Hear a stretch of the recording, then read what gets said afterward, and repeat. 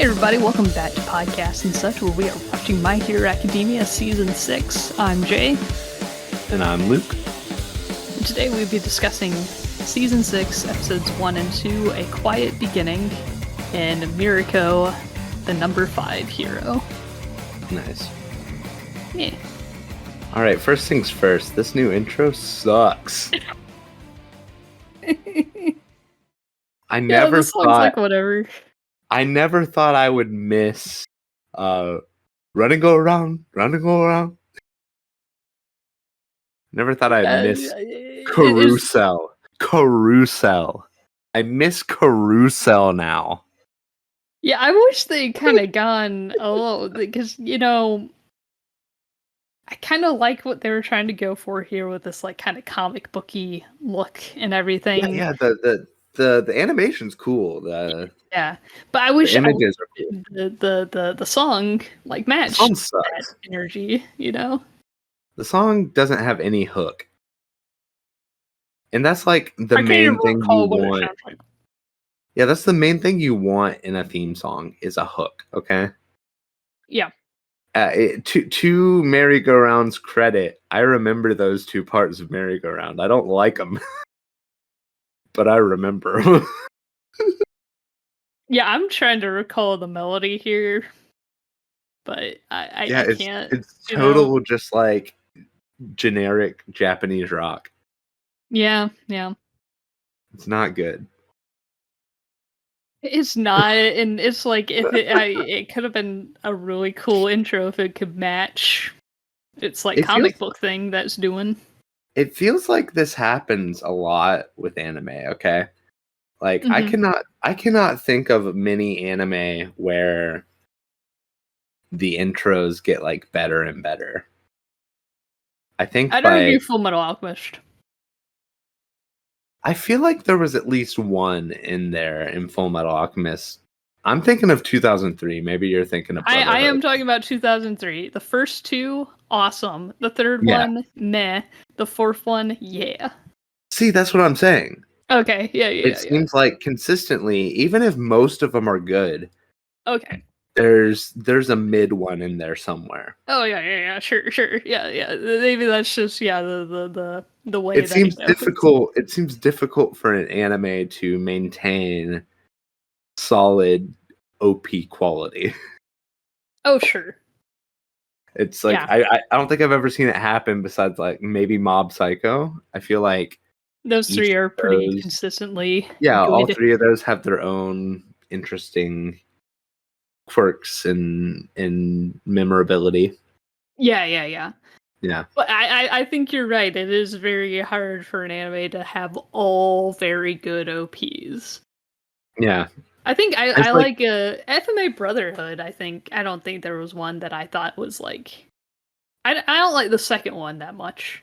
Yeah. But I'd still say I can't even remember for 2003. Like, I can't even remember which intro wasn't very good. I just remember there being a really mid one amongst the greatness of like Ready Steady Go and I think you're thinking of if we're of the same opinion here. Yeah. The third one is the one where they're like running as kids, and then they're also in that swamp that never appears in the actual show, and they're ripping apart snakes. Which sounds really cool, but like the song is like maybe I don't know. It is very song dependent. Like, I don't need the best visuals for an OP. If the song is really good. It's great to have cool visuals. It is like I'll always remember that like elevator from the Full Metal Alchemist intro. Yes. That sort of thing was really cool. I remember like Ed dodging a boulder, that sort of thing, Yeah.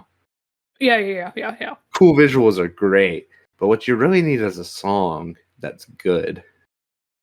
Yes, I would like to be... That shouldn't be the hard part.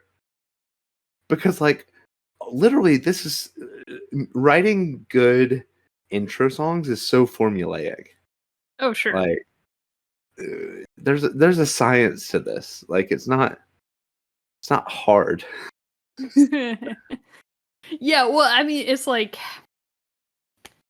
yeah, you would hope, and the thing is, I think Mob Psycho is one of the very few shows that I've like downloaded the songs to listen to the full song. Sure. I don't want to download this full song, you know. I still remember one of my favorite OPs was like one of the, I think it was like the second Death Note OP, where it had like screaming like in the. I think that's the second one. That one was sick. Oh yeah, that one is good. That was sick, nasty. Yeah, I think they really understood the assignment with that one. Yeah, exactly. It's like, how hard is it to write a cool superhero intro song? Oh no, it might be the bands they decide to get. Who knows? Because like, Yeah. I'm not really sure how this works. Yeah, do you think there's like some pre-existing songs I that think they choose some. from?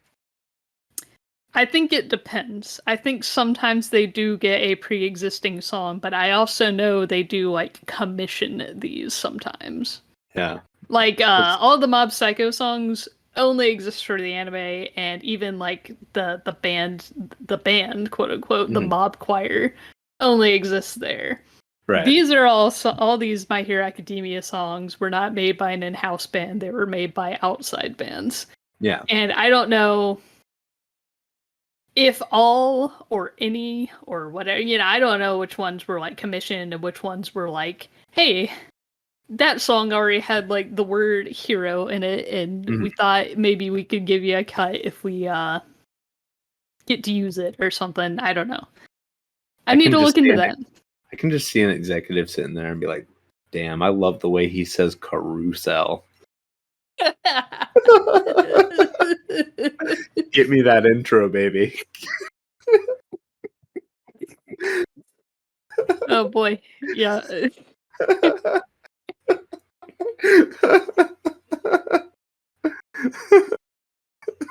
Oh boy. Yeah. Sure. Why not? Yeah. Yeah, but it's like, and on the flip side, I cannot envision a situation where an executive has played this song and goes like, yeah, we gotta put that in the intro of our superhero anime. Yeah, I don't know. I don't know What who made the choice here. Yeah, what happened, man? This one sucks. Yeah, man, I wish I could recall the melody better to really like. It's not recallable. It sucks. Yeah. Oh man. Oh boy, it's just like I think I've been listening to that album 3D Country on repeat now, and oh wow, that's nice. Wormed into my brain. Fair enough. Yeah. So. I've been listening to a bunch of Anberlin. Ooh, nice. They're fun. Apparently, Anberlin is back. Oh, okay. Little side note to all you out there: if you ever enjoyed a 2000s Christian rock band called Anberlin. Yeah. They are back and killing it. Oh, cool. Nice. Yeah. At least I listened to they have 2 new EPs. One came out like last year and then one came out this year. And so far, I mean, I think they're pretty good. At first I was thrown off because like the first one I heard, here's our tangent for the day, guys. I'm sure there will be more, man. Yeah, the first single I heard was called Lacerate. There's a lot of screaming on it, and a lot of this other vocalist besides Stephen Christian on it. I think like the guitarist or maybe bassist sings and screams on the song. And and so when I first heard the song, I was like, did they kick Stephen Christian out of the band? Does Anberlin not have Stephen Christian anymore? Oh, okay. But no, he's in there. He's on the chorus, and you can hear him if you listen for it. But okay, yeah. But yeah, so guys, go listen to Anberlin and go listen to 3D Country. 3D Country is good. I need to listen to it some more. I've been in Anberlin mode. Oh, you see, I've been in. Well, it's because I've been kind of adrift recently with my music listening. Yeah. And so I was looking for something to latch on to. I finally found it. Nice. Did you ever like Anberlin? I did, yeah. I think there's at least one album I liked from them. Cities, was that? It was probably Cities, yeah. The one with Godspeed and. Yeah, I think I like the energy of those of that album. Yeah. It does have good energy. I would suggest to you the album Vital. I think I might have known that one too. Vital was the one with like the two people embracing in a wave. Or maybe he's hugging. Yeah, I think I think I liked Vital. Yeah, this one? Yeah. I think I like that one. Yeah, this album to me has like the best energy from Anberlin. Oh yeah, I think this was the one I liked the most, I think. Yeah. Out of all of them. I think Cities is good too. I mean, Godspeed's a great song. And then the last song on the album is called Finn. Uh-huh. I don't know if you remember that one. I might. There's this like heart-rending outro to that song. Uh-huh. And I found out recently that it was entirely improvised. Oh, wow. Stephen Christian just went into the booth and sang whatever. And like, there's even an old interview on absolutepunk.net that doesn't exist anymore, so I can't find the interview. Oh. But I can find it referenced in some places. Mm-hmm. Like on songmeanings.com and stuff. But anyway, he's just like, yeah, I don't even know what I was saying. Like, it felt like a weird spiritual moment. But like, yeah, sometimes I Google it and go like, what was I saying there? Wow, that's interesting. Yeah, it's interesting whenever something kind of improvised can just be kind of... That's what the take needed, you know? It was transcendent. Like, I don't know, man. It just feels like hopelessness, like condensed into a very beautiful epilogue ballad. Huh. Yeah. Oh man, I love it. Nice. I'm a big fan. Well, I like Anberlin a lot. Downloaded again. Sure. Yeah, Cities is a good record. I like the first three records a good bit. Cities, Blueprints for Black Markets, and Never Take Friendship Personal. Mm-hmm. Those are all good albums. But Vital to me is where like they started incorporating a lot of electronics. Yes, but also a lot of like really heavier energy. Yeah, and I think that's why that's the one I like the most. And I remember listening to a lot because I do like it when, you know, I need a song to be like, I don't know, I want to feel like I'm getting compressed. I feel like if on any album Anberlin provides that, it's probably Vital. Yeah. And I feel like some of the new stuff is also in that heavy direction. Oh, cool. Awesome. Sort of like doing a little more bone crushing than maybe Anberlin used to do. Awesome. Yeah. So maybe you'll dig that. Maybe you can throw Anberlin into your rotation as well. Oh yeah, maybe so. Yeah. But yeah, I was thinking about this the other day. You know, I'm not super into like screaming in music, you know, as in the sure. You know. Not really into that, but I do like it when people yell in music. Yeah. I love when people yell. It's a fine line. It's yeah. Sometimes the yelling works better. Sometimes a proper scream to me. Yeah, because I keep trying to listen to that Dance Gavin Dance album you sent me, but like every time I get to that, like, I'll listen to like first song, and I'm just like, gonna turn on 3D Country again. Yeah, understandable. Like, yeah, I really love John Mess's screaming. Uh-huh. I'm a fan. I think it's got an interesting sort of melodic quality to it, where his voice is present in it in a way that it's not for some other stuff. But Interesting.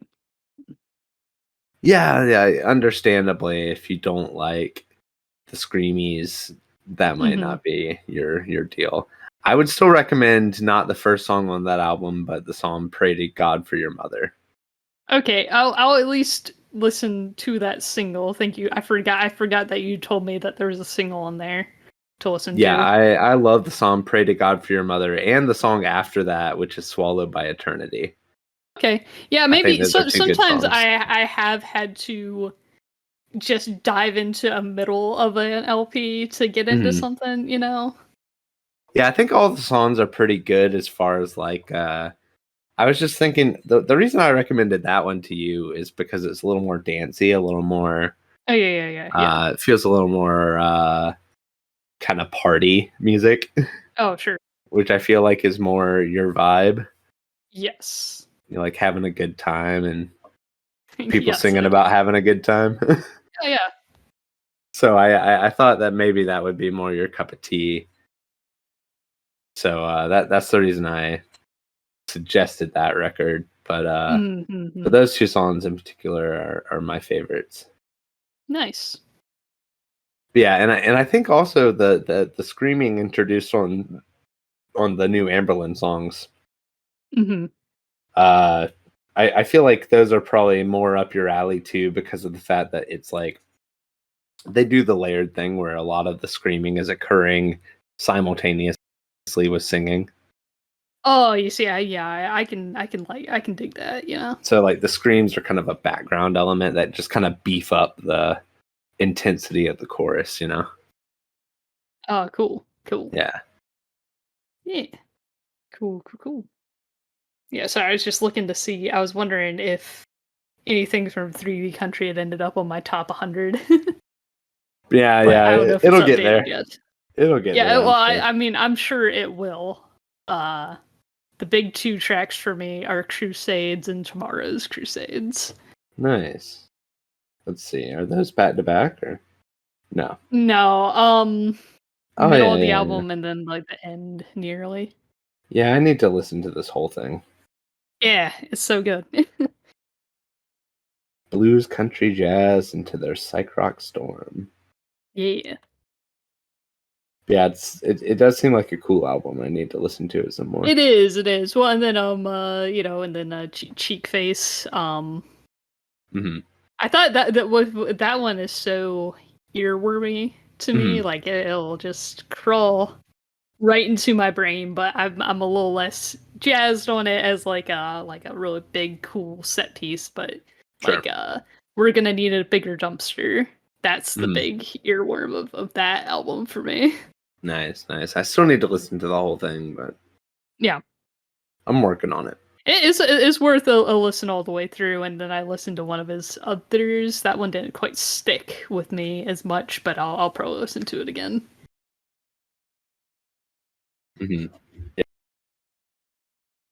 Yeah. Yeah. But yeah, we're on an anime podcast. Yeah, all that's to say is I think Natewantstobattle would skip covering this particular My Hero Academia intro.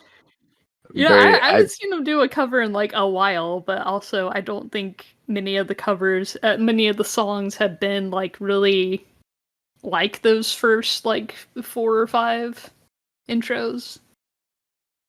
Yeah, I feel like I need to sit down and watch them all like back to back or something, but like yeah, that's the hard thing too, is that it's like sometimes you'll associate stuff with a better run in particular of episodes. Yeah. You know what I mean? And then sometimes it's not always independent of the greater product, I guess. Yeah. We could set aside an episode for the end of the season and just do a tier list of all these or something. Oh yeah, I mean I'm so down to crap on these songs, man. Yeah, so I mean, yeah, we could do that as our season outro. Since I don't Yeah. know, season 7 will be out by the time we do finish. Yeah. Who knows? What is the song called? Do you know? Oh, this song is called Hitamuki. What does that translate to? Single-minded. Single-minded. Okay, let's see Yeah, if sorry, I was reading the top of the page here, and then it has the translation down here, so yeah. let's see if our boy Nate has covered this song. I don't think he has. He still comes up in my feed with his singles that come out. Yeah, it looks like the last one he did was The Day. Yeah, the day. Which one was that one? I remember Peace Sign and Make My Story. Yes. Those were pretty good. Yeah, yeah. The day was the first OP, the very first Oh, one. okay. Maybe I'm not seeing the right ones then. And then yeah, peace sign was the next.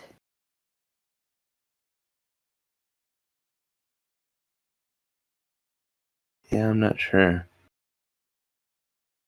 Yeah, I don't think he's done it. He did Merry Go Round. Oh, he did. Oh, okay. He's into Merry Go Round. He loves that. Can't get away from that. I gotta listen and see how his carousel is, you know? Oh yeah, yeah. I wanna see how if he pops off on that, you know? Let's see. We're gonna have a lot of great tags for this episode, let me tell you. Oh yeah, I'm gonna have to link so many things. Yeah. Okay. Bakura no? Is that the name of the song? What? Hitamuki? Yeah, Hitamuki, the single-minded. Yeah, He did it. he did it. Oh, He okay. covered Hitamuki. Huh. Oh man. Is this all just on his like? I just looked up Nate Wants to Battle My Hero Academia Oh, okay. Yeah. on YouTube. Yeah, I'm just looking like I want. Does he probably has like a playlist? Yeah. Yeah. My Hero Academia OP 11 Bakura no English cover. Oh, there's the playlist. Okay. Yeah. He does all the OPs and endings. I see. Huh. The I had no idea he did like all of these. Yeah. The man pumps out music. Oh, sure. Let's see. It's Listen to profitable, I'm sure. merry-go-round real quick. I'm sure it's profitable, you know. Churn rate, you know. Oh yeah. Though I guess he Oh no, probably how does does it have work when to it's like licensed? well, he records it all, right? Well, yeah, And but I then mean, you're still using somebody else's the thing they wrote, see. even if you do cover all of it yourself. Yeah, I don't know. I don't know if the fact that he records it all himself and then also writes the English lyrics helps. You know, he I translates have no it, idea so how any of this works, but I don't know if that's like officially transformative in some way. yeah. That you're providing a different language to listen to it in. Mm. I don't know. Or maybe Japan's just less neurotic about their music covers. Well, I mean, here's the thing. There's an OP, one of the One Piece ending themes. Funimation doesn't have the rights to it. So there's just like a couple of episodes where they just kind of keep on using the same ED that they used to. And it hurts my soul that that Netflix did not acquire the rights to Fly Me to the Moon. Oh yeah. That is. And so it's not even there on the. I bought the freaking Ultimate Blu-ray set. Is that on there? No, it's not on there either.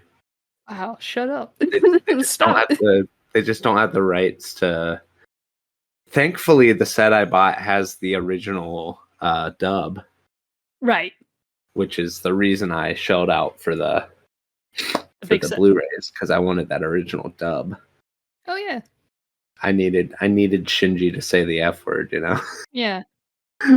Okay, yeah, so Nate does sing Carousel in the same way. Yeah. Listen, man, Nate's a pro. Oh boy. Yeah, what's this? What was Hitamuki? I feel like doing like anime covers is really a strong suit for him, because he has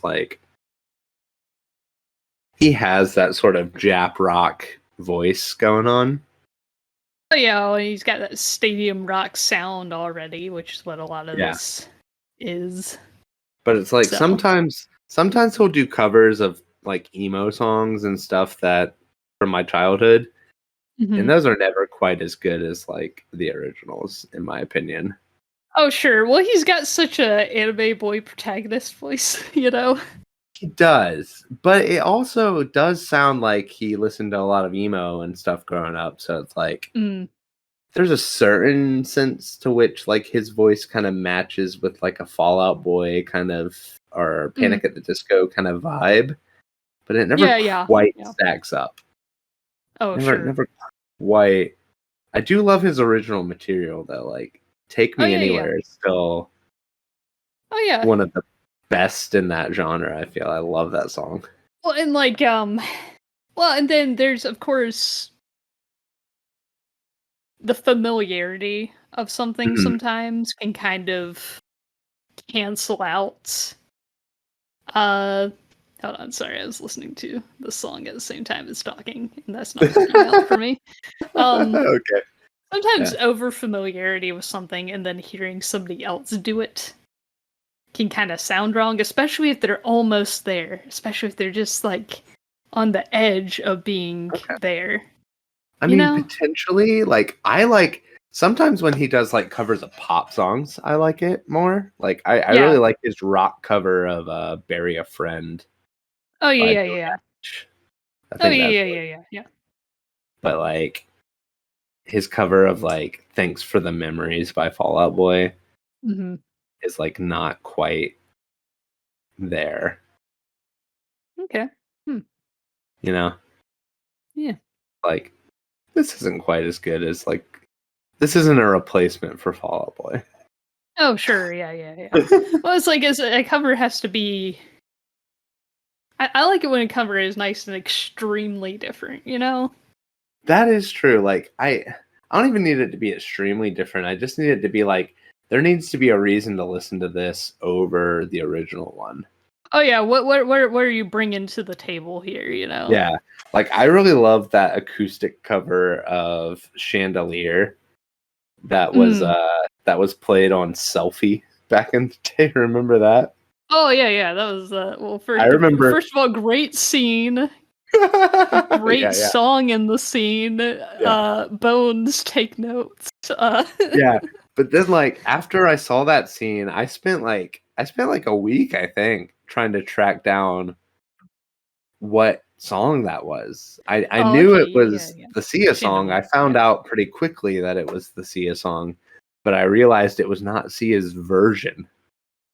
Okay, yeah. That is not the radio version, and Sia did not sing the version that's in the show.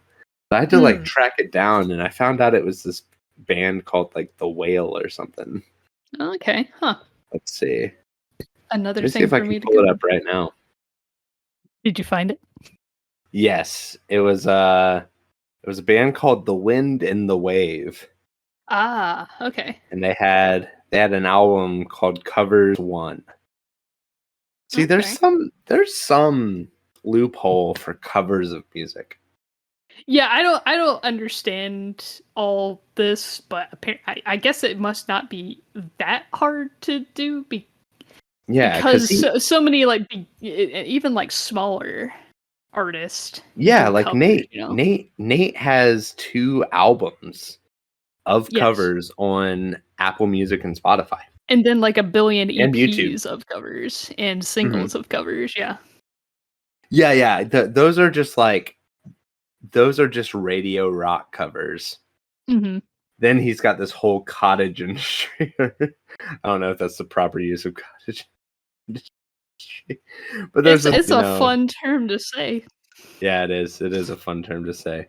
But there's this whole industry of covers of anime songs and stuff that Nate is heavily Yes. participating in, and he does write a lot of original songs about anime and video games as well. But Oh obviously, there's the tantamount, the cover that is everyone wants to hear a rock and roll kind of original version of, Oh yeah. and so that's big too. Mhm. Yeah, it's like they've got this band and several others have these just little cover albums, you know? Oh yeah. So I really like that song Something Soon by Seat Headrest, and I was wondering if anybody had done covers of it. And there are at least like 5, and yeah, I yeah. don't like any of them. But Yeah. I What is just something wanted to soon on? see. Teens of Style, but it was originally on My Back Is Killing Me, Baby. Okay. Yeah, I need to listen to all the Car Seat Headrest albums. You should. Because I love Car Seat Headrest. They're in my top 5, top 10 bands right now. Oh, nice, yeah. They're definitely up there for me. And not just because of recency Yeah. bias. Well, But there is maybe. some recency bias. There is some recency bias. You Yeah. do have a way. I do, but I started to get some mainstay. I think because I was not into a lot of music growing up.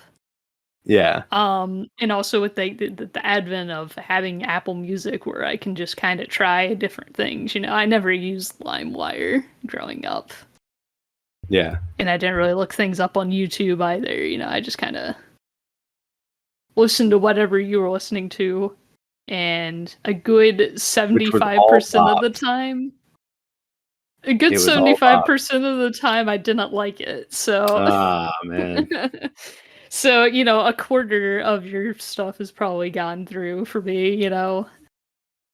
I guess I'll take that, you know.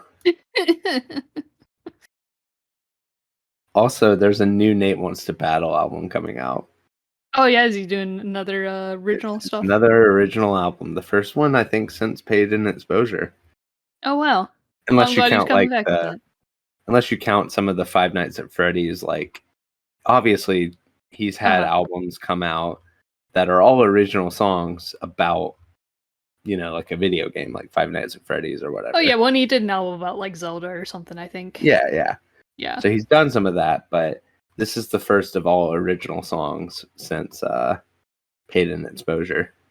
Yeah. One original. Well, it's. I feel like he almost needs to do like different name or persona for his just kind of separate. You know, I know that in the Tiny Desk concert, David Bazan said, "Don't do that," but I think you should. Yeah, I think if there's like a meaningful division, Yeah, it's probably a good idea. Because I feel like Nate should probably do that. Yeah, because it is weird to talk about Paid in Exposure as a Nate Wants to Battle album. Well, and one time I was wearing my Natewantstobattle sweatshirt And and I was at like the grocery store, and the teen who was scanning my groceries was like, "Oh wow, I love his cover of Black Paper Moon," and I'm like, "Oh, I really like his album, his like album, Yeah, this is yeah. why I'm wearing the paid and exposure Sure. themed Yeah, yeah, shirt, yeah. like I don't listen to a lot of anime music outside of watching anime. Yeah. Like, it doesn't happen very often. Yeah.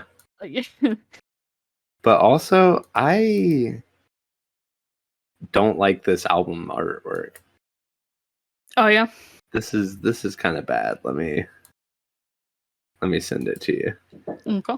I am kind of mad that I missed the the vinyl here. It sold out, but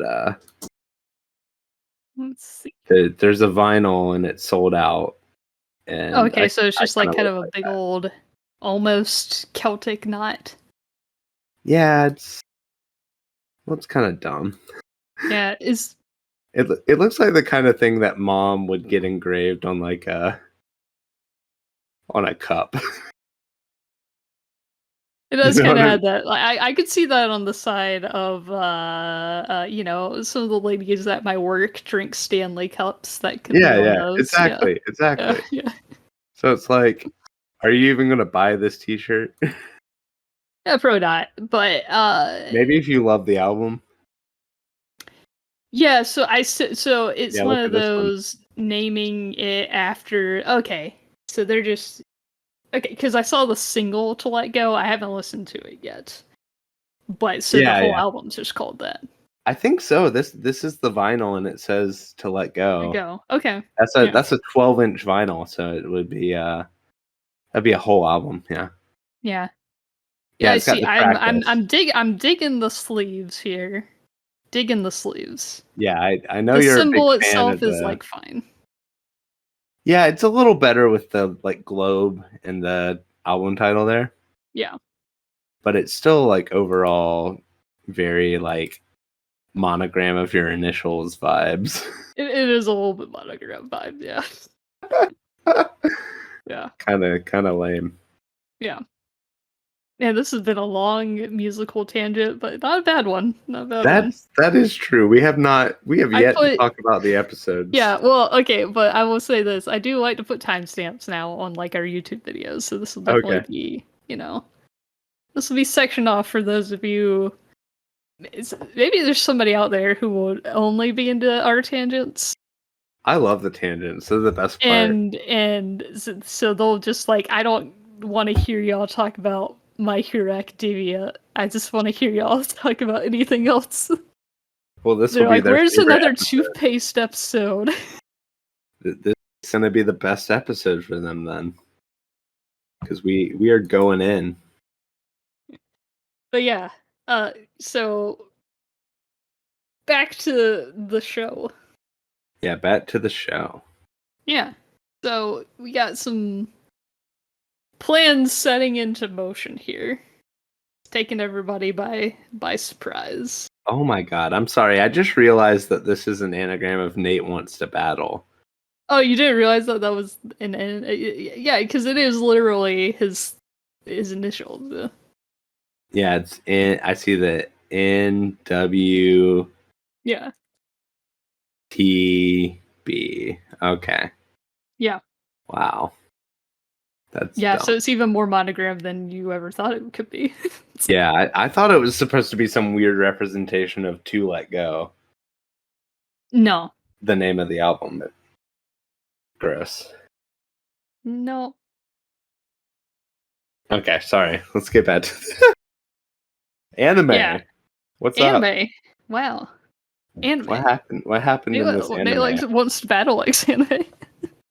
Yeah, what's up with this anime? This opening 2 episodes. Yeah. So, by the way, no filler this season, from what I understand. We're not doing it, which is why we didn't get like a recap of naming everybody's quirks. This was all canon. Excellent. Yeah.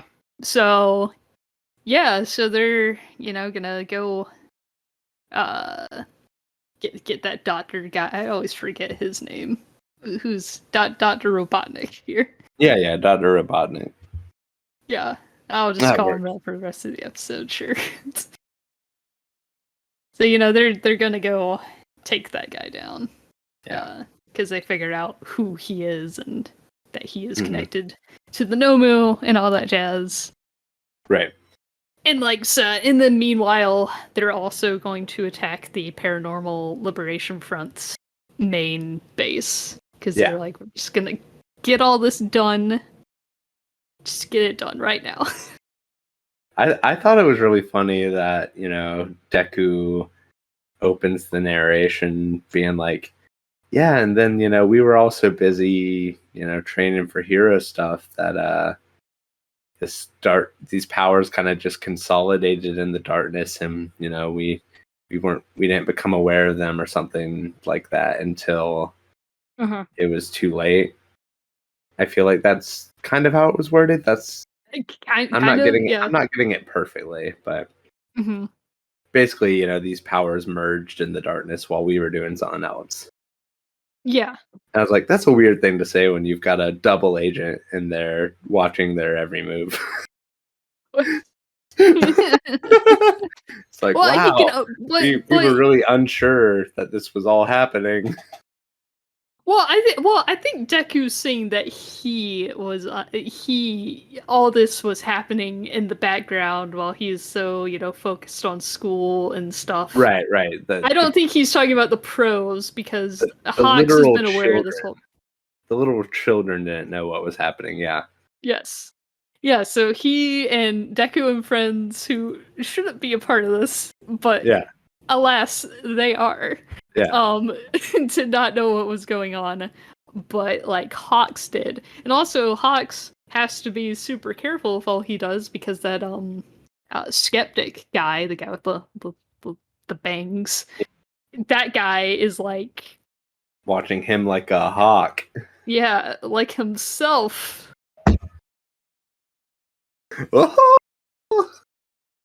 Comedy did not die with Pee Wee Herman today. It did not. Oh man, date this podcast. Yeah, man, why not? I don't care. Time capsules. Yep. But yeah, so I just kind of thought I thought it was a funny line, but I mean it's a little bit funny. Also, it does make sense in the understanding that they didn't really know what was happening, but at the same time, these adults are trying really hard to get you guys all licensed to do hero stuff because darkness is on the rise. So it's while we were preparing for darkness to be on the rise, darkness rose? What? Well, I think, in some ways, I don't know about Deku specifically, but I'm sure there was a lot of, man, our teachers are sure making us grind real hard. That's great. I'm gonna be such a good hero later. Are they that dumb, you think? I don't know. They're on the front lines, literally. Now they're participating in a hero raid of. Well, I mean, they absolutely know now. They can't not know but now. There were some questions beforehand. Yeah. Yeah, I don't know what everybody knows. Yeah. I don't know. Yeah, I don't know. But fair enough. Yeah, fair enough. Yeah. I remember later with the whole Kaminari being at the front, they were like, "Yeah, but you consented to this." It's like, well, did I? It's it sounds a little coerced, but which I don't mind hopping around a bit with this because I don't have a clear division of these episodes in my mind for whatever reason. Yeah, they sort of melded together. I will say, I was very satisfied with the amount of into it we got. Yes. I was very happy that we didn't start off with an episode of everyone doing their powers and being like, "Hey, remember what I can do?" And Right. Yeah, I was like, And also, thank God.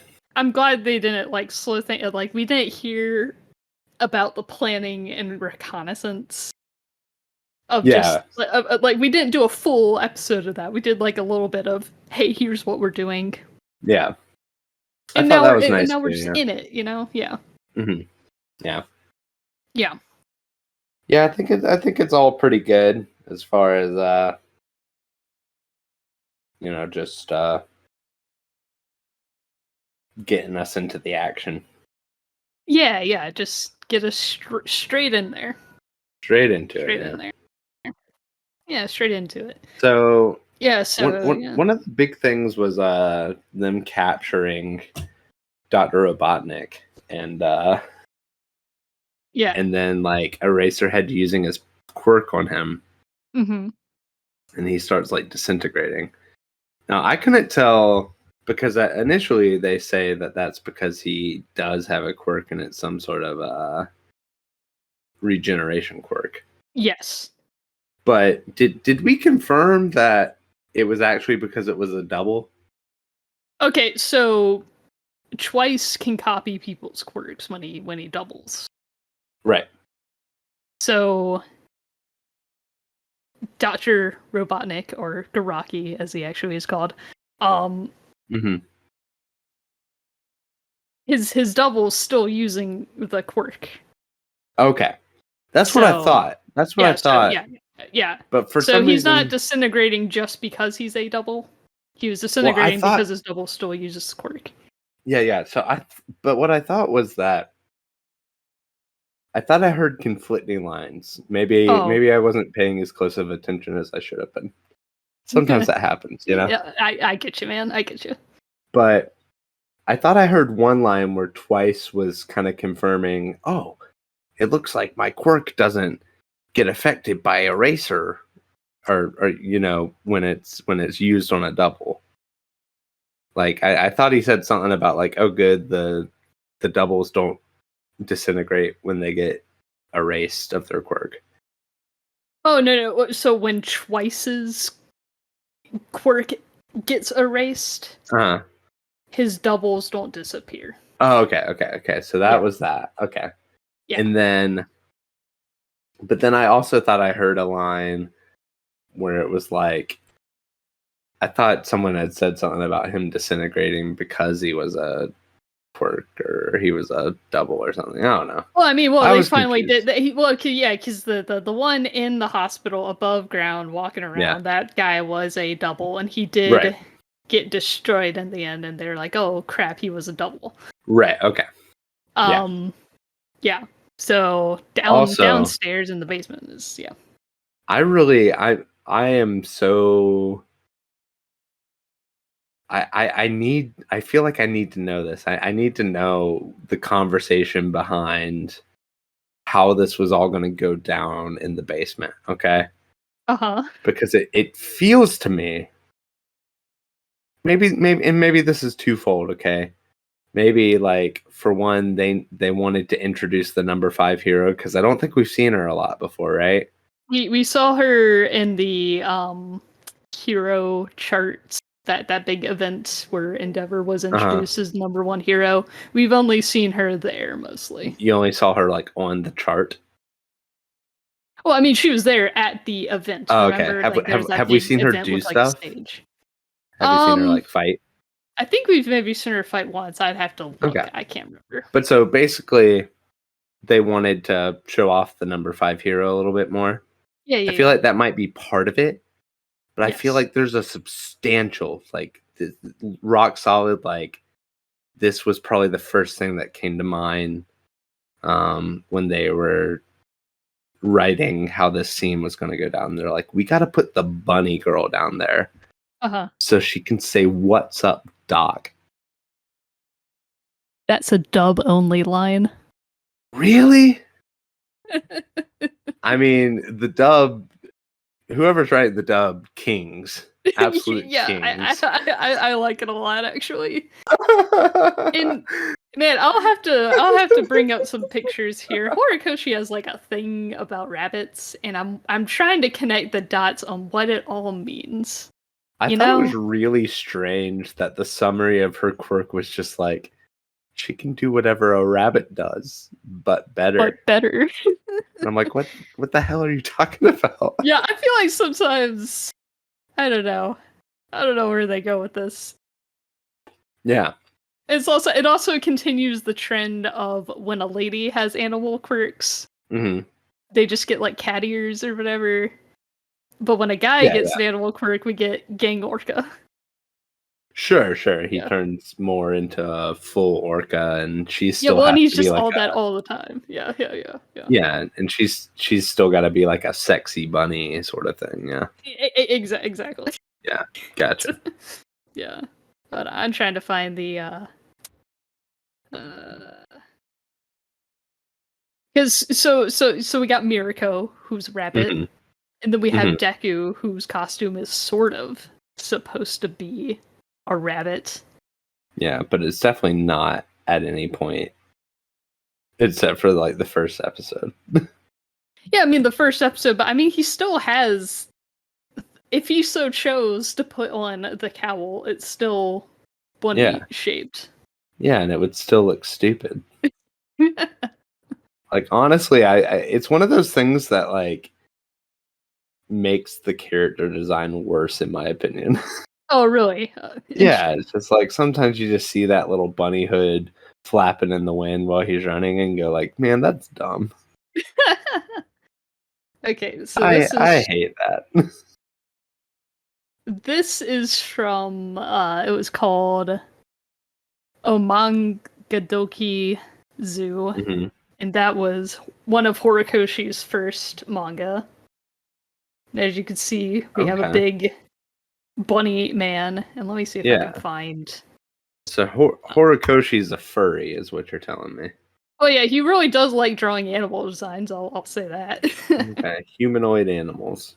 Yes. Gotcha. And I'm trying to find because so this guy wasn't always a bunny. He used to be human, and I feel like did his design just like look a lot like Shigaraki, I think. Yeah, I don't know. Hold on. Like a little bit. Maybe I'm just like connecting dots on like white-haired pretty boy deals. I don't know. Let's see. Look Shigaraki-esque. Yeah. He's kind of got I think he's got like a type of guy. He's got a type of guy he likes to draw. You see the dead eyes there? Yeah. Yeah. That kid, he hasn't slept in days. Yeah. So yeah, that's I don't know. I don't know what it all means. What he means by all these rabbits? Like where is it coming from? Because but I feel like maybe maybe Horikoshi's just a bro though, right? Maybe he knew. Like I don't know his literacy in other cultures. It seems like people into making art would be literate of other cultures. Maybe. I don't know. Maybe that's a bold assumption. But I feel like he likes American pop culture. Yeah. So I feel like our bro, our friend, Horikoshi, set up the "What's up, Doc" joke, knowing he couldn't use it in his own culture, and just send him one up, teeing one up for the dub guys. Well, Luke, he puts all these Star Wars references in his manga all the time, everywhere. I don't think he would have held back on saying "What's up, Doc" had he thought of that. I don't know if he's a big Looney Tunes fan. I don't know if you can say "What's up, Doc" in Japanese. I think they would have given her like one of those like moments where they speak like in English and say, "Oh, what's up, Doc?" or that whatever, amazing. It would have been great, but they didn't. It was a dub only line. They were like, "Yeah, let's do it." I think he knows the limitations of what the audience will put up with in Japanese, and he was just setting one up for the homies, Maybe so. I don't know. I don't know how closely. He's like, I'm gonna put this bunny by this doctor, and you guys just do it with you. Whatever you will. I'm not even suggesting anything. You just there's a doctor and there's a bunny. Come on. Exactly. I Connect feel those like dots, please. yeah, I feel like he set it up. I feel like he teed it up, you know? Well, that's Luke's theory for the episode. Yeah, absolutely. Yeah. He was fiending for it. He was ready for it. He was. And we were ready for some violence this episode. Yeah, there was definitely a lot of violence. Yeah, like Mirko got her arm like twisted off. Yeah, that was weird. But they also couldn't show it too much because this show is still rated TV-14, and I don't think they got the MA rating for this, so it's like, can't go that detailed. Yeah, that was weird. Yeah, it was just one of those things where her arm just kind of turns twisty and purple. Yeah. But I also thought that was really weird where she like landed in a situation that would have been like probably leg shattering. It was just like, I absorbed it into my legs. I'm like, she doesn't take fall damage. I don't know if that's a thing bunnies can do. I don't even know if that's I don't even know if that's like a better, like if that's the better part. Like, well, I mean, so bunnies jump. Okay, I'm gonna follow the logic here. Bunnies jump, and there's probably some amount of shock absorption. There is, right? And so she has that and more. I guess it's like I can do what bunnies do and infinitely better. Yeah, why than not, how man? bunnies do it. Okay. You know, she's got that, you know, anime extreme human durability, you know, and I'll accept it. Yeah, well, it's like hold on. Taking some tums here. Yeah. It's one thing to just do it. Mm-hmm. It's another when you start like explaining it as like a character trait. Like it wasn't the kind of thing where if they hadn't had a line about how her legs were able to absorb the shock, okay, I would have been like, huh. I wonder how her legs didn't break in this situation. Okay, yeah. I would have been like, oh, this is an anime. They're having an anime fight. I'll give you that. I guess I see where you're coming from. When I'm watching an anime, literally never is my brain going to like, huh. I wonder how Deku's legs sustained the shock of that impact. Mm-hmm. Yeah. Yeah. So it's like I don't need little explanations for that. I'll give you that. Seems kind of weird. Oh, sure. Yeah. I don't know. People are interested in the mechanics of how all these like powers work. Sure. But they also keep them super vague. Sometimes I don't know. It's like it seems like a fool's errand. You know, there are magic systems like we've talked about before. Yeah. Where learning how they work would be interesting, you know, or you could devote some study to it or something. Mm-hmm. Does not seem like My Hero Academia is one of those. It seems like My Hero Academia is like erring more on the side of like we're gonna kind of keep it vague. So that the character can do whatever we need it to do in the moment. I mean, I understand kind of like with Mirko, whatever. She's got like strong legs and can do rabbit things, I guess. Yeah. But I mean, with other powers, they do all have kind of a specificity to them, in my opinion. A lot of those are legacy powers, right? I'm continuing to go on with my theory that we're changing the way powers are handled in My Hero Academia. Oh, okay. And so yeah. a lot of these legacy characters were set up with more restrictions and more specificity as to what they do, because the original way powers worked was they found new applications for these finite resources that were their powers. Mm. And so you needed a more defined magic system for that. But we're sort of moving away from that and moving more towards let's have some like really flexible powers, and then they can kind of just do what we need in the moment.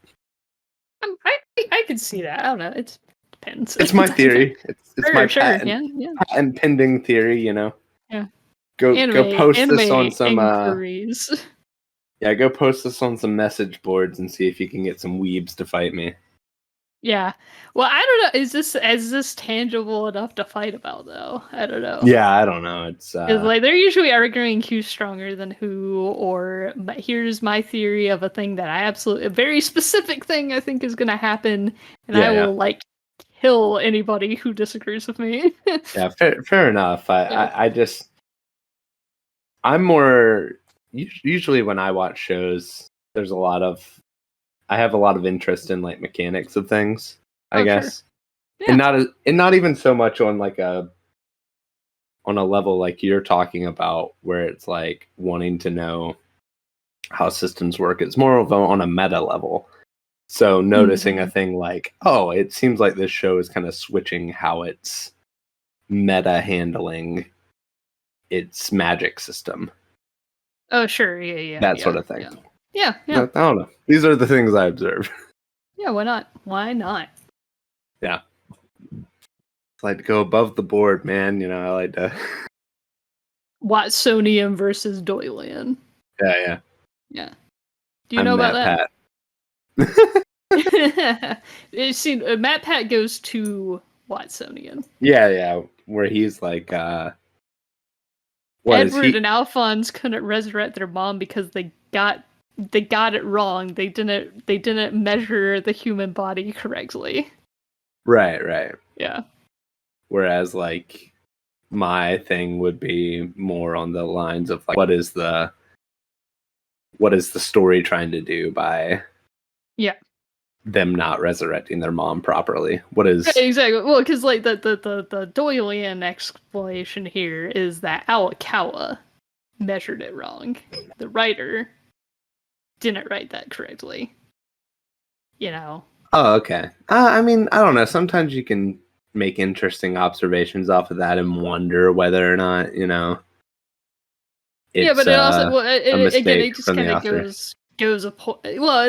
just goes against the story if Edward and Alphonse were just a little bit wrong on their measurements or something. It's just right, because the real reason they couldn't resurrect their mother is because they are not God.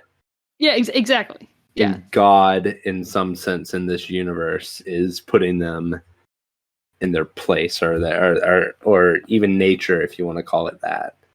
Yeah. Nature has taken its pound of flesh for them trying to mess with its properties to that degree. Yeah, exactly. There we go. Yeah, and that's like a much better explanation. I feel like, and I guess that just kind of annoyed me that he made like a whole like 10-minute video about this. Listen, the man's made lots of 10-minute videos about a lot of stupid stuff because he's got a son. He's got to put bread. He's got to pay his bills and pay for a whole team.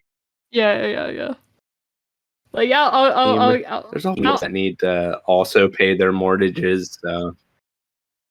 Yeah, I mean, like I'll give it to him there, but like I didn't like the framing. It's just like, man, they could have done it. Shut up. But and the other thing I don't feel as bad about like content creators and stuff, who make content or videos or whatever that are kind of dumb or people don't like. So Miriko just Mirako, yeah, let's get back to that. Obliterates Johnny. Yeah. Well, Yeah, Johnny it was was only present for like 5 seconds.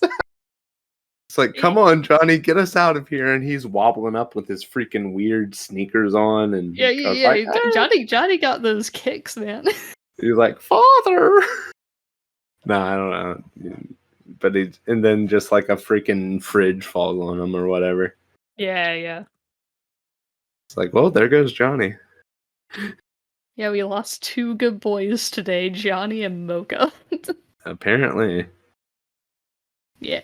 Man, look at those sneakers. Oh, he's very good. Yeah. What a good boy Johnny is. Yeah, look at him. Look at those sneakers. Yeah. But yes, they've lost teleportation. And they've lost... Yeah. They've lost both teleportation as well as an extra doubler. Mm-hmm. So, since Kurogiri is out of commission, he's in jail, Tartarus. Yeah. So they've lost some. They've taken some L's. Yeah, for sure. As the kids would say. Yeah. And I think they're doing a really good job of like setting up the tension of like whether or not Dr. Robotnik is going to have to take Shigaraki out of the tube prematurely. Yeah, because we this process is kind of clandestine to us, the viewers. We don't know what is this, like, is he and is it like how a caterpillar becomes a butterfly? Is he gonna get gelatinous and essentially die and come back? No, I think it's more like a Matrix situation where it's like, my theory would be that he's like downloading quirks or something like that into Shigaraki. Yeah. And so like I'd imagine that if you take him off at like 80%, it would just be like he didn't get the last 20% of quirks that they were trying to put in him. Yeah, those last 20% were like the really good ones. Yeah. Yeah. So it's like, because obviously he doesn't look like a gelatinous. Right. Yeah. I was just kind of implying like if we upset the process right now. Yeah, is it gonna like kill him or whatever? Yeah. It doesn't seem like it to me. It seems more like an upload sort of thing where it's like, oh sure, he's putting, I would imagine, quirks. I think he's trying to like all for one Shigaraki here. Right. That's my guess. And this would prevent that from happening if they got him off it. Maybe it'll prevent it all from happening, or maybe just like what hasn't been downloaded already. I'm not sure. Right. Yeah, I could see it going either way. That this feels like a trope to me that you see sometimes, where it's like bad guy is about to become ultimately powerful, but we cut him off before he hits ultimate power, but he's still buffed. He's still gonna come out stronger, but we've stopped him from coming out as strong as he was supposed to. Yeah, I get what you mean. It's like I have that in my mind, but I'm like not sure like a specific one. But I can't really think about what you mean. I do. Yeah, exactly. Yeah. It's some ethereal concept. Sure. Yeah, it's sure. out there. Yeah. I'll have to scour TV tropes a little bit. And, I'll put a timer on for like 20 minutes. And if I don't find it, stop it. You don't have to do it anymore. Yeah. Fair enough. Yeah. Boy. But yeah, that is the big tension here. Yeah, war. Mm-hmm. Yeah. Yeah, is he gonna download everything before they force him to remove Shigaraki from the tube? Yeah. Yeah, we'll see about that. Yeah. So I guess, yeah, speaking of war, the front lines, you got the girl who could put mushrooms in anybody. Mm-hmm. You use that deadly force now, girl. This Yeah, is your time to shine. That's a rough one. Yeah. Yeah, her Yeah, time to shine, man. I thought that whole scene was cool with like Cement Guy breaking the house apart, and then Yeah. I enjoyed Electric Man, the big bad Electric Man, not Kaminari. Yeah. Coming out and lighting his cigarette with his electric powers like a badass, you know? Yeah. Good character design on that guy. Yeah, that was awesome. Yeah. And then unleashing the giant electric attack and Kaminari being able to absorb it, you know, having his hero moment. Yeah, it was a nice moment for Kaminari. Kaminari being all nervous before, and like I really enjoyed where Birdman was trying to pep talk him or whatever. He's like, hey man, you're gonna be fine. You really shredded that guitar. He's like, what does that have to do with playing guitar? He's like, we're good friends now, okay? Like, stop. Yeah. Shut up, I believe in you. I did enjoy that flashback though, where he's like learning to play because he knows it's important to Jin, whatever her name is. Jiro. Yeah, whatever. They've got too many characters with too many names, okay. Oh sure. Well, and then there's Jiro, and then there's Ojiro. Tailman. Right. That's crazy. Well, I'll never remember Tailman's name, and if I do, I'll be wasting a space in my brain. Let me tell you that. Sure. But yeah. We got them. Where are they with you on the OTP scale? Oh yeah. After that moment, Kaminari and Jiro became my OTP for this show for sure. Yeah, nice. I mean, they're pretty high up there. I mean, I love Deku and Uraraka, you know. Oh yeah. Well, like I said, I think I was telling you once that like in like official artwork and stuff, they have their kind of de facto semi-canon pairing off. Yeah. And yeah, it's usually Deku and Uraraka. Ojiro and Higakure. Which ones are those? Invisible Girl and Tailman. Oh, okay. Well, they do say that looks match. They're absolutely looks match. Exactly. Yeah. And Todoroki, Yaoyorozu, and then of course Kaminari and Jiro. Yeah. Good lord. Yeah. It's like that's one of my maybe biggest complaints about this show, okay? They don't give me enough of that sweet relationship drama, you know? Well, I mean, I don't know how the school briefs or the drama CDs go. I feel like those kind of feed the shipping a little bit more. The school brief? What are we talking about? They're called school briefs. They're just like light novels. Oh, okay. Yeah, little like short stories about each of the characters. Maybe more is happening in there. Maybe I don't think the relationship drama. It's probably more like fluff or whatever. But I like fluff. I'll take fluff, man. I'm not even saying like yeah. I'm not even saying as God, what is Josh's character in iCarly season 3? Yeah, one of the jokes is that Josh Peck's character keeps bringing up the amore triangula. Oh, love triangle. He keeps going like amore triangula. I feel having not seen this show yet. I wanted. That's just that they're using Josh Peck really well. It sounds like. Yeah. Oh, he's like great. They're playing to his strengths. They are absolutely nice. Amore triangula. Yeah. This is a funny thing that Atriot talked about on talking about Oppenheimer. Very minor spoilers here for a thing based for on real events. yeah, for Oppenheimer, right. So Yeah, that's the thing. So Oppenheimer's got a lot of cameos. Mm.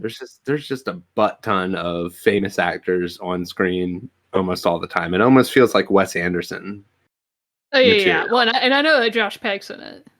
Yeah, Josh Peck is in it. Yes. Josh Peck plays the man whose shaky hand about pressing the button to test the nuclear bomb. Oh wow. That's also a good use of Josh Peck, really. I wasn't bothered by it in the movie, but Atrioc thought it was the funniest thing ever. Oh, okay, yeah. It's like we really couldn't get anybody else to be the guy who's worried about pressing the button for the nuclear bomb. Oh boy.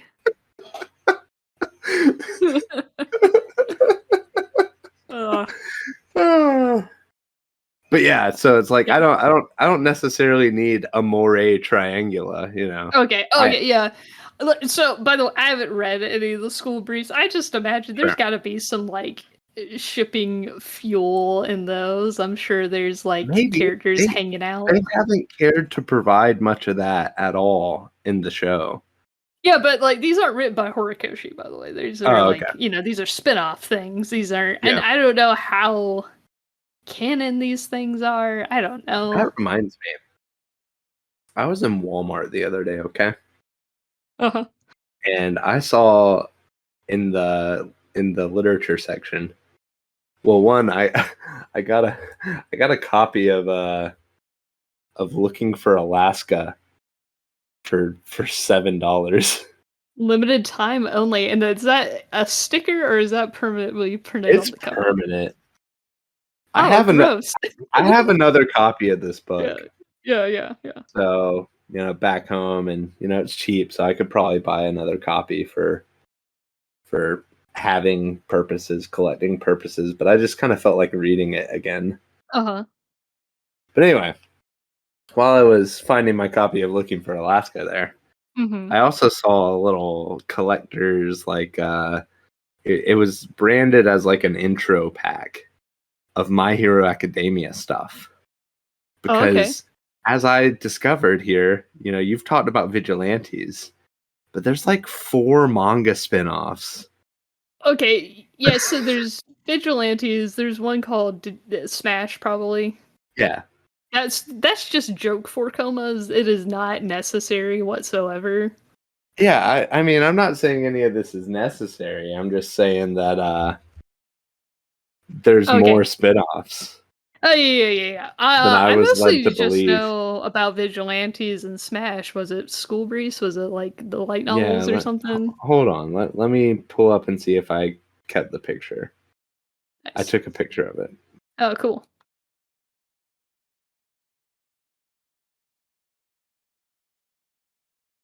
Okay, it's a starter pack, and it had My Hero Academia, My Hero Academia Smash, My Hero Academia Team Up Missions. Oh, okay, yeah. And My Hero Academia Vigilantes. Okay, yeah, Team Up Missions are these like one-shot chapters, and it's exactly what it sounds like. There's like one about like Fat Gum, and there's one about like they're on the Shonen Jump app. Sure. Yeah, but that's 4 different My Hero Academia mangas. Yeah, but it's Vigilantes is its own little story. Yeah. Okay. There's not that many team up missions. I think there's like I'd have to look. There's really not that. I'm surprised. There's like you could probably get 2 volumes out of that, maybe. Maybe they only sold 1 volume, and it's like it's this. Okay, yeah. So I see. Yeah, that's interesting. And so it had 1 volume of each. It had 1 volume of each. That's interesting to put all together like that. That's as a starter, like, because I want to tell somebody, Hey, oh, you've read the first volume of My Hero? You should read Vigilantes right now. Yeah. I Or don't, like well, team up like, missions or yeah, I don't know, because, it seems like team up missions would be the weirder one because it's like yeah, that is way further out. So I think, yeah, team up missions would be bad to read, like, right then and there. yeah, because it's like, what if you only have read the first issue of My Hero Academia and then you read a team up mission about like Fat Gum or whatever? Yeah, exactly, because, like, he's at least in Suit Beta or maybe even Suit Gamma in all of those team up missions. So, and he's not even out of Suit Alpha by Volume 2. So, Yeah. let me see how many. It's saying there's 30 chapters of team up missions. I have to be sure. I shall find those later. Yeah. Yeah. Fair enough. Yeah, so not like it's about 4 volumes. It says 4 plus because I guess we don't know when that's gonna wrap up. Yeah. So that could run concurrently the entire time that My Hero's still being a thing. Vigilantes is done. It's over. Yeah. Yeah, it was like a little over 100 chapters. Okay.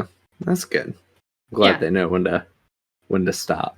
Yeah, well, and I think Horikoshi knows when to stop too. Well, that's good.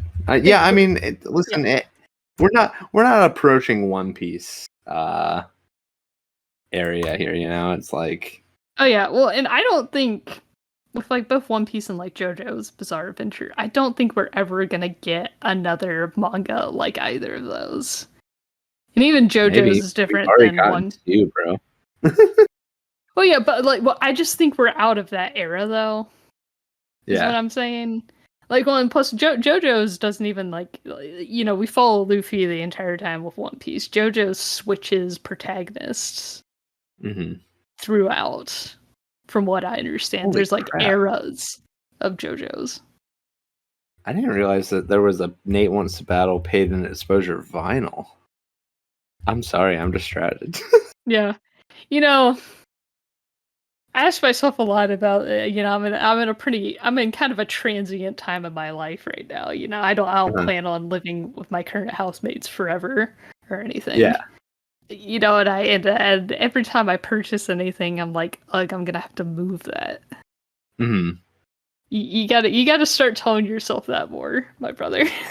That's true. I have a I'm lot gonna of have books. to move that. I do have a lot of books. Yeah, so that's what I'm kind of trying to downsize. I just showed you the manga I bought recently, but that was an impulse buy after buying some cookware. But I mean, listen, like most of what I own fits in this one room right now. right, but but the boxing of it all. And also I've all got the books you have back home. That's true.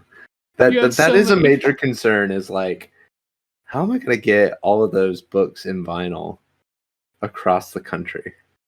Exactly. Well, and that's why I think a part of me might sell a lot of my books that I know I can find in a library. Yeah. I think I'm probably gonna like downsize a lot personally. But not everything, of course. I think there's many things that are special to me and I really like or whatever, but I'm just upset that I missed this vinyl.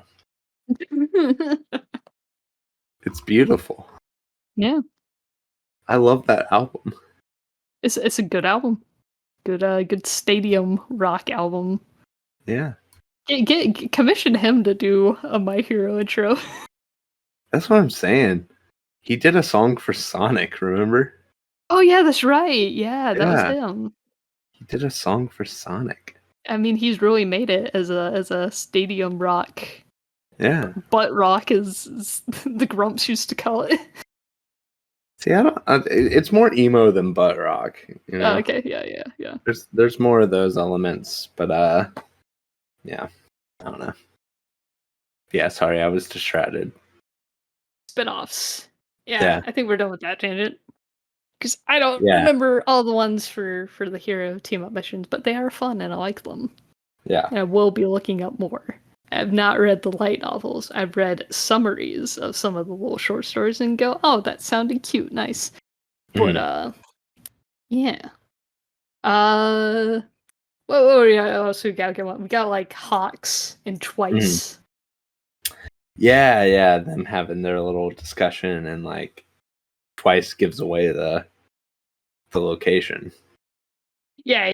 Or where Shigaraki is, you know? He gave away the location. Well, yeah, is a thing going on and everything, and yeah,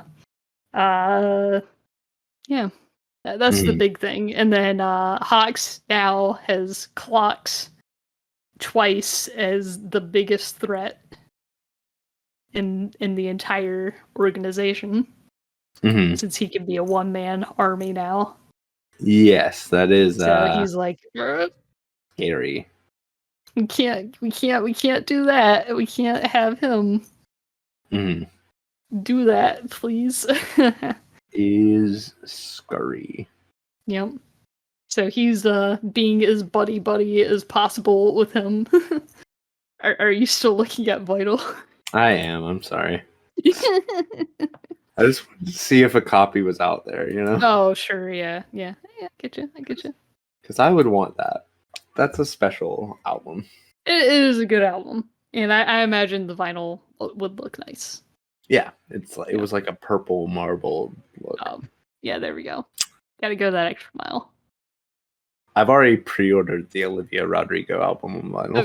Yeah, well, I know you have. This is not surprising information, as Luke has bought the vinyl of the single Vampire as well as the CD. I gotta have both, you know. It's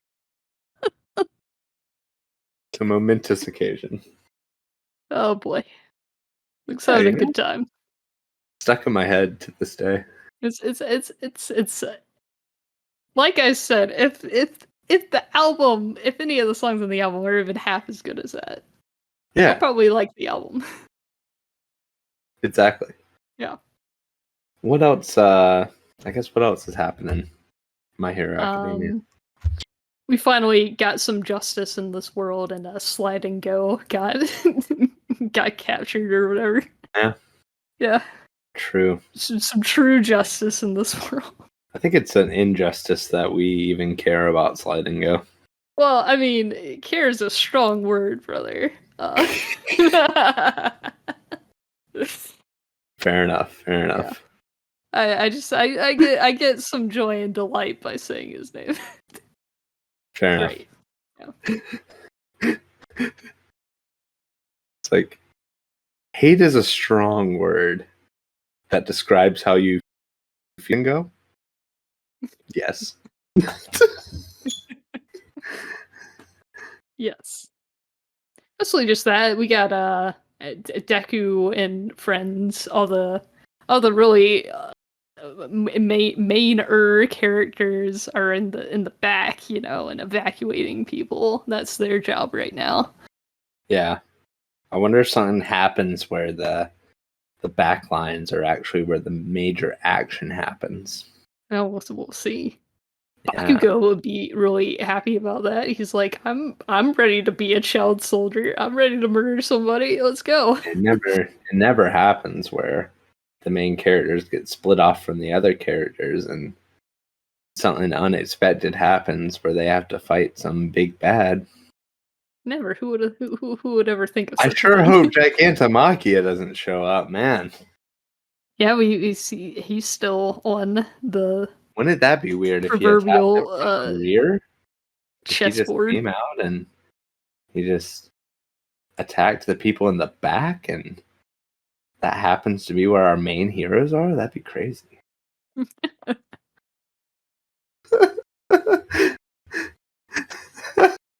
Hey. Now, let me just say right now. Okay. This was a point in the show where I, got really behind on reading the chapters, and so I wasn't reading this week to week, and I read it all in one go. So this is so fuzzy for me. I can barely remember anything about this arc. Oh, really? Wow. I will be rereading it concurrently with us watching it, but yeah. Okay. I don't remember, Wow. son, if I'm being honest, and not because it's bad, just because I read it all at once. Yeah, you just didn't get the effect of Of anticipation. Well, A, anticipation, B, week to week discussion. You Yeah, know, yeah. like reading what other people thought about the chapter can often make a chapter stick in my mind a little bit more. Sure. Yeah, so didn't get any of that. That makes sense. So yeah, I just kind of read it all in one burst. Hmm. Yeah. So I don't remember a ton about this arc. Okay. Well, Yeah. So we'll see what happens with it. get all the surprises. Huh. Yeah, so all this, like, oh, is Gantomachia gonna show up? I don't remember. Yeah. I'm not being rhetorical. I'm not being sneaky. I Uh-huh. literally just don't remember. Yeah, that's fair. Yeah. That's just my prediction. I could be wrong. Oh, You know? sure. Yeah. Who knows? Well, and predict away. You know, that's the fun of doing It's, a let's watch a thing together. that's just the kind of thing that seems to happen in Miami. You know, Oh, somehow sure. Yeah. Deku and the main squad always seem to get wrapped up in the big bad.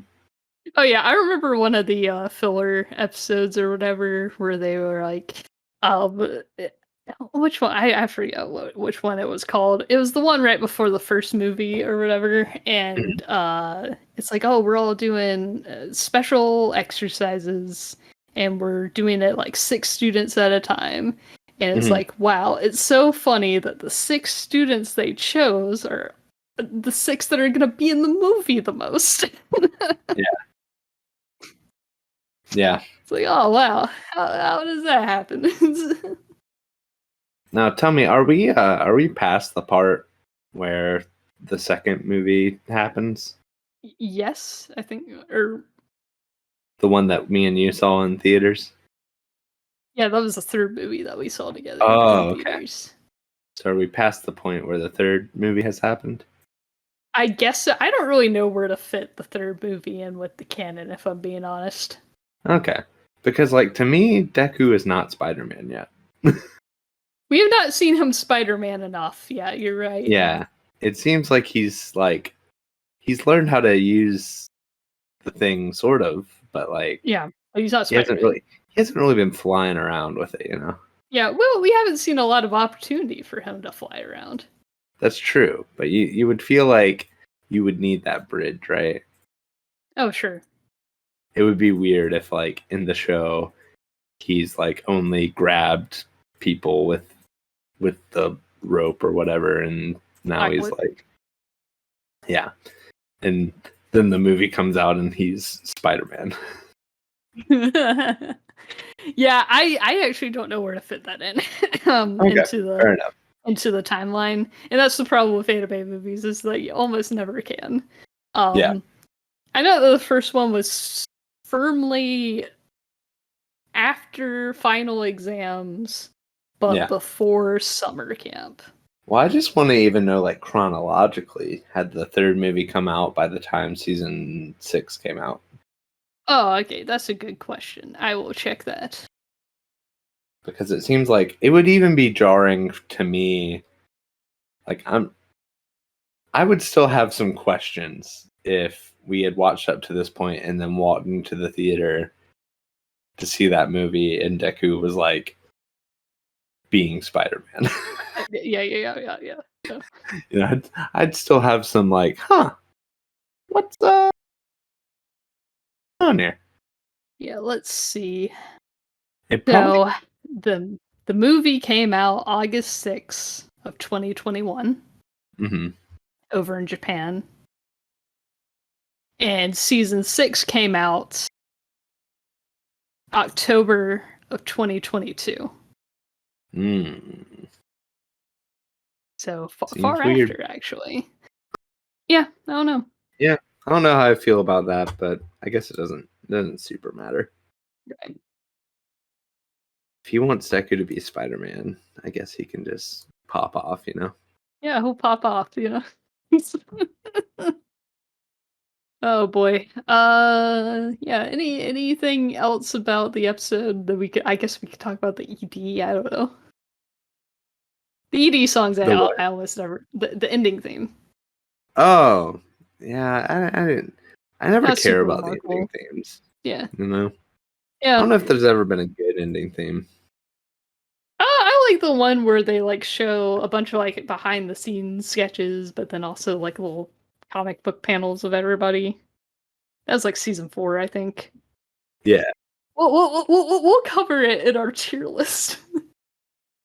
Yeah. True. Yeah. True. We'll set aside a tier list episode. It'll be fun. Yeah. Yeah. I think I'm gonna change my avatar on Paramount Plus to Freddy. Okay, yeah. Why not? So if you want Aang, that's available to you now. No, I want to be SpongeBob. Okay, cool. In honor of Paul Rubens. Heck yeah. Yeah, because you can see the through line, you know, of SpongeBob and Pee Wee Herman, you know. True. This is true. They're like the same kind of guy. Yeah, I can see that. Yeah. So, what else? Yeah. That's the episodes, I guess. I don't think there's like a ton to talk about. You know, if we don't want to go blow by blow, play by play here. Yeah, there's too much of that. I don't Yeah. like doing that as much as like and broad let's not. Yeah, let's not. Yeah, I think like it's a broad pretty strokes and long tangents. That's our podcast. That's the alternative name of this podcast. Broad strokes and long tangents. Yeah. Let's rebrand.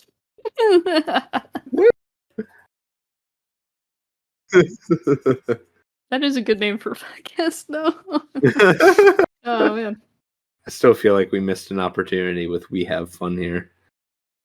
Yeah, I mean, I think there's already something called that, though. Maybe. Yeah. But there's also another podcast and such, so. Ooh. Yeah, our competition. I don't see anything, but Maybe I'm wrong. Yeah. Yeah, no, yeah. Huh. Yeah, we could rebrand at some point. We could. But that would also be, you know, I'm actually gonna go with David Bazan on this one. Yeah. Unless we pivot to entirely different subject matter. I guess, but it's like there's also the fact that like podcasts such as tied to Mob Psycho, which we started out on, but now we're doing other things. Yes. I don't know. It doesn't bother. It doesn't matter to me that much. Yeah. I want to get hung up on that. You know how some people is like, well, I can't start until I know exactly.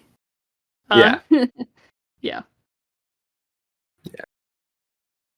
So yeah, podcasts and such. It is subtitle, broad strokes and long tangents.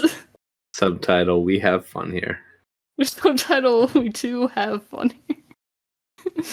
That'll be like our anniversary special, like 10 years from now. We'll make like a 2-hour long episode called all that. Yeah, okay. Yeah. Fair enough. Podcasts and such, broad strokes and long tangents. We have fun here. So true. Based and true. All right. What is the next episode called? I can't even remember. I watched the thing. Yeah, I did preview too, but I don't remember these. Oh yeah, by the way, don't go looking too much at these thumbnails of I'm not. Okay. I don't pay attention until I get there to watch the next one, you know. Okay, next episode is called One's Justice. Yeah. So the author of Mob Psycho 100 is gonna finally get some justice. Yeah. He's gonna get his manga redrawn. Yeah, But just One Punch Man. Nobody needs to touch Mob Psycho. Nobody. Fair enough. Yeah. So we got that. Oh, and the ending theme was called Sketch. Mm-hmm. Wait, I want to try something. It was okay. What? That come through? Oh. Oh no, we have too much power now. Oh no. Is that? I can hear. Yeah, I heard it. I'm in the I guess recording, I'm assuming. I'll have to check at the end. I didn't know we could do a soundboard. That's a kind of a game changer. Oh man. Pandora's box is open. Yeah, I mean, yeah, we can't go back. Yeah. Wow, that's good to know. I did not know we had a soundboard. I just saw a little emote down here thing, little for sound. Mm-hmm. And you can add sounds. Interesting. Oh yeah. Oh, yeah, I do see that. Nice. Huh. I'll have to go look for some good sounds. Yeah, we could maybe utilize that. I don't know. Yeah, maybe. But let's not do too much like radio DJs or whatever. Yeah, it feels like it could kind of mess with the flow of things too. It could. Yeah, I feel like, and we're already over here like talking over each other like a lot. Yeah. And like let's add in sounds too. Like. Yeah, I remember when I used to do a podcast with Tim for a little bit. Mm-hmm. He was able to like have us on separate channels. Are you're able to do that too, right? Yeah, we're split is the thing, and so sometimes like you'll be saying something and I'll be saying something and I'll be like, well, what I said wasn't all that important. I'm gonna mute me. Okay. Yeah. So I'm just saying we overlap each other enough as it is, because sometimes it'll be like a moment of I don't know who to mute here. Sure. Yeah. So I'm just gonna leave it as is, and yeah, sometimes our audience can decipher. Yeah, sometimes just let it play over each other. It's exactly. It's natural. Yeah. Sometimes I just let it happen. It's like a moment in like a Bob's Burgers. I feel like they do the overlapping conversation the best of any like recordings out there. They got it. They understand it. Yeah. Oh, are you making fun of my wall touching today? Yeah. I don't know why I'm just feeling it today. Nice. Just feel a little silly, Oh yeah, silly and goofy. Yeah, but yeah. Once Justice is the next episode. Okay, well, I hope you already made your predictions. Mm-hmm. So I'm ready to sign off. Okay. Thank you for listening to podcasts and such. Join us next time as we watch season 6, episodes 3 and 4. See you then. Goodbye.